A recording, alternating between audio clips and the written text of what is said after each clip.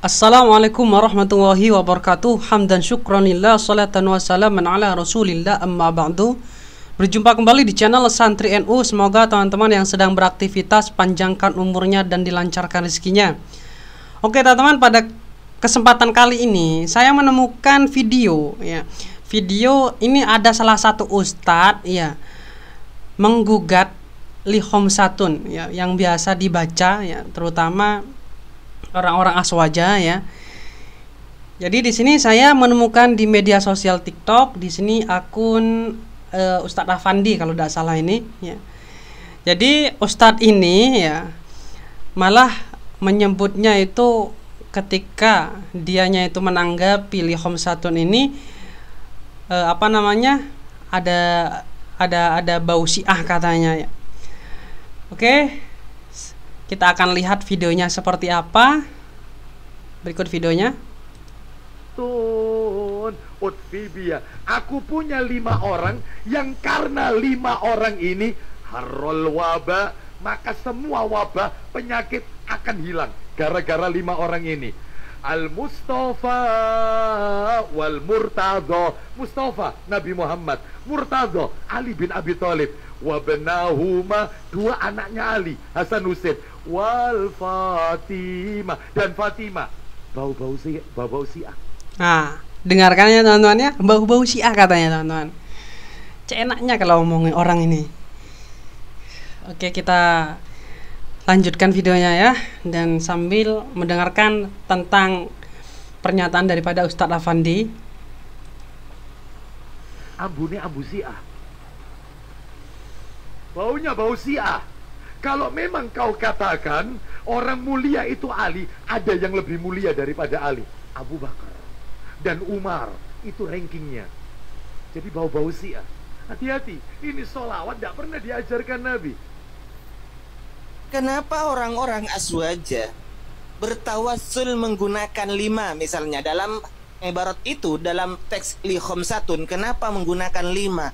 Al-Mustafa yakni Rasulullah, Al-Murtada yakni Sayyidina Ali, kemudian Sayyidina Hasan dan Sayyidina Husain, kemudian Fatimah. 5 orang ini kenapa yang dijadikan tawassul? Ini ya, mereka itu adalah Ahlul Bait.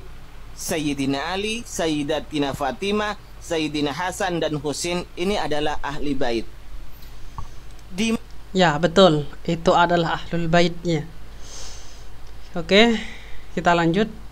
Mana ketika ayat mubahalah diturunkan, Allah Subhanahu wa taala berfirman, "Qul," katakanlah Muhammad ya.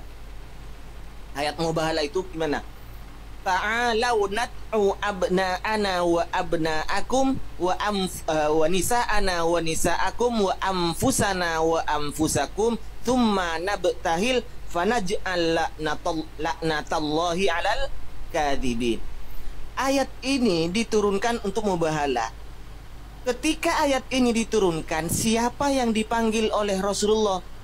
Ternyata yang dipanggil oleh Rasulullah sallallahu alaihi wasallam adalah Ali, Sayyidina Ali, Sayyidina Fatimah, Sayyidina Hasan dan Sayyidina Husain. Kemudian Rasulullah berdoa, "Ya Allah, Allahumma mereka adalah ahli baitku." Jadi orang-orang aswaja bertawassul dengan menggunakan nama mereka. Nabi, Sayyidina Ali, Sayyidina Fatimah, Hasan dan Husain. Kalau Anda mengatakan ada yang lebih mulia dari Sayyidina Ali, oke, memang betul. Kalau ulama ada yang mengatakan bahwa sahabat yang lebih mulia itu runtutannya sebagaimana dijelaskan di kitab Kifayatul Awam itu adalah Abu Bakar, Omar, Utsman, Ali. Tapi ada juga ulama yang berpendapat bahwa keturunan Rasulullah, dzurriyyahnya Rasulullah, Sayyidina Fatimah, Hasan dan Husain ini lebih mulia daripada Sayyidina Abu Bakar. Ada yang mengatakan seperti itu karena darah daging Rasulullah sallallahu alaihi wasallam. Tetapi gini Pak, ya. Anda jangan sangat ficik berpikir. Janganlah terlalu ficik berpikir. Satu teks ibarat itu menggunakan ahli bait seperti itu, orang-orang aswaja bertawasul. Tapi dalam tawasul lain banyak kok yang menyebut Abu Bakar, Omar, Utsman, Ali. Jangan satu yang dipelajari. Dalam tawassul lain yang sering dibaca oleh orang-orang aswaja apa? Astaghfirullah rabbal baraya, astaghfirullah minal khataya, rabbi zidni ilman nafi'ah, wa wafiqni amalan makbula. Apa tawasulnya? Ya Allah, ya Muhammad, ya Aba Bakrin As-Siddiq, ya Umar, Utsman, Ali, Siti Fatimah. Ini. Jadi bukan menafikan mereka, tidak. Cuman dalam kesempatan itu teksnya ibaratnya pakai Al-Mustafa, Al-Murtada dan seterusnya. Dalam ibarat tawasul yang lain pakai Sayyidina Abu Bakar, Umar, Utsman, Ali, Siti Fatimah. Dalam tawasul lain ada juga semua sahabat, bahkan ahli Badar dan semua pejuang, ada juga yang seperti itu. Yang kita kenal dengan sholawat Badar. Tawassalna bi bismillah. Pertama bertawasul dengan nama Allah. Wabil hadi Rasulillah, kemudian dengan nama Rasulullah. Wa kulli mujahidin, kemudian bertawasul dengan semua para pejuang Allah. Di ahli badri, ya Allah, kemudian dengan ahli Badar. Semua sahabat Nabi ini malah ahli Badar. Jadi jangan terlalu berpikir bahwa ini berbau siapa, pokoknya ada Sidina Ali, Hasan, Hussein, Syiah itu. Ini adalah cara berpikir yang sangat ficik, Pak. Lalu ini tidak pernah diajarkan oleh Rasulullah, berarti bid'ah. Tunggu dulu. Ulama Anda sendiri, sebagaimana yang dijelaskan oleh Syekh Soleh Al-Munajjid, solawat itu, kalau kamu katakan ini adalah solawat, solawat itu sekalipun tidak diajarkan oleh Rasulullah Shallallahu Alaihi Wasallam, tidak apa-apa kok, Pak. Banyak sahabat yang ngarang solawat sendiri, banyak ulama salaf yang ngarang sendiri, banyak ulama-ulama INT ini yang ngarang solawat sendiri. Jadi solawat ini tidak terbatas hanya yang diajarkan oleh Rasulullah sendiri. Ini adalah pernyataannya Syekh Soleh Al-Munajjid di dalam fatwanya itu. Jadi boleh dengan kalimat apapun, dengan sigat apapun, terserah.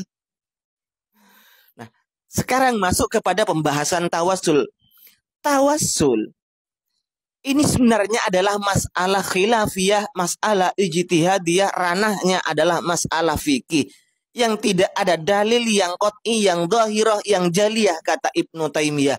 Jadi tidak seorang pun, ini pernyataan Ibnu Taimiyah dalam kitabnya, orang yang memperbolehkan bertawassul terhadap orang yang masih hidup, yang meninggal dunia, baik gaib atau hadirnya dan lain-lain sebagainya, tidak ada seorang pun yang mengatakan bahwa itu adalah kafir, wala wajha li takfirihi, dan memang tidak ada jalan untuk mengkafirkan orang yang bertawassul terhadap orang yang meninggal dunia. Nabi yang meninggal dunia misalnya, tidak ada. Jadi jangan mengkafirkan orang lain. Bahkan kata Ibnu Taimiyah, silakan lihat ini ibaratnya Pak Ustadz.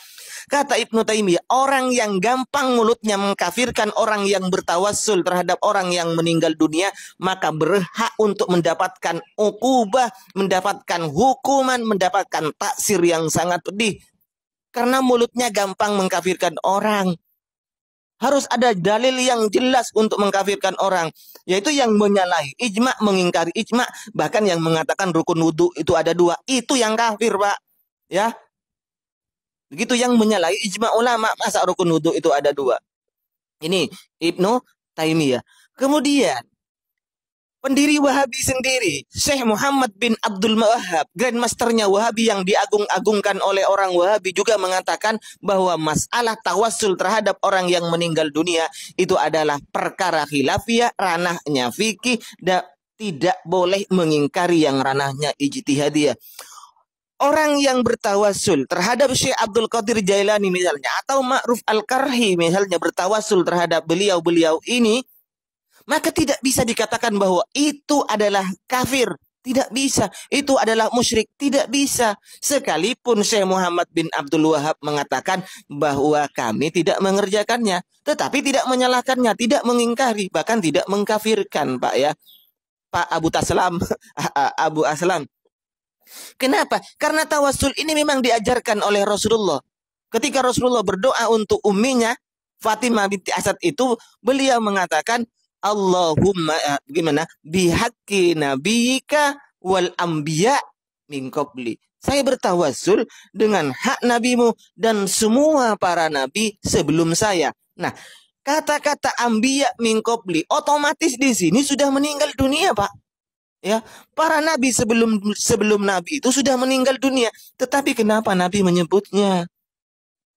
Dan lagi ulama salaf termasuk Ahmad bin Hambal ini juga bertawassul, bahkan di dalam suratnya menulis terhadap Al-Marudhi kalau tidak keliru, ya. Lihat ini.